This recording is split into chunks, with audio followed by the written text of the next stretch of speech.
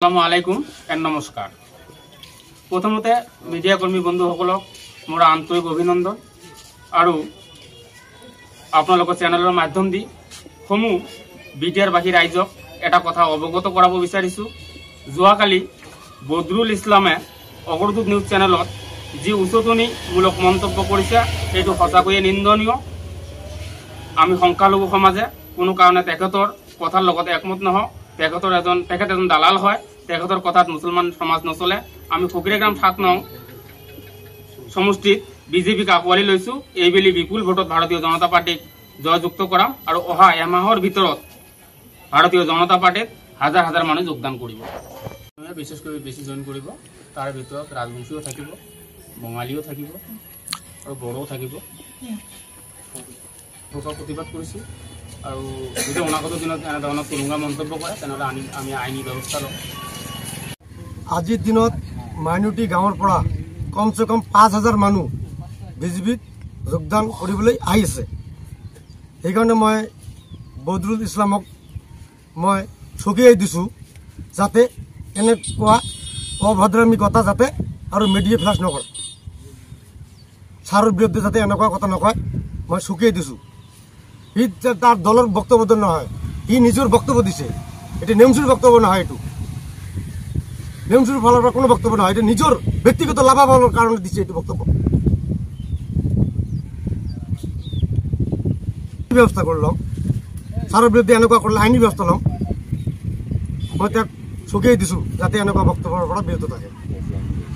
৭ নং সমিতিত হিন্দু মুছলিম একেদৰে এখন ঠাইত আমি বসবাস কৰোঁ। এনেকুৱা বক্তব্য দিব নালাগে যে উৰুকুমত বেগ বৰ্জন কৰিব লাগে। কি জানে ছাত্ৰ সংগঠনৰ ৰাজনীতিকে কি জানে? যে মই আজি বিজেপি দলটোক প্ৰায় ১ বছৰমান হ'লোঁ মই জইন কৰাত। মই আমাৰ অৰূপ কুমাৰ দে EM ছাৰৰ সহায় সহযোগিতাত মই আমাৰ মাইনৰিটি চেলত বহুত মহিলা মানুহ আৰু আমাৰ পুৰুষ মানুহক বহুত মই সহায় কৰিছোঁ। যেনেকুৱা সহায়টো হ'ল এজন মানুহৰ সৰু বাচ্চাৰ বেমাৰ হৈছিল, ইয়াত অলপ পইচা পাতি দি হেল্প কৰিছে। আৰু এই যে অৰুণোদয় ফৰ্মবিলাক সব মাইনৰিটি মহিলাবিলাক পাই আছে আৰু আগন্তুক দিনত পাব। ছাৰে আমাক প্ৰতিশ্ৰুতি দিছে। আৰু ৰাস্তা ঘাটৰ কাম কৰিম আজিকালি বাহিৰ আমাৰ আহিছে।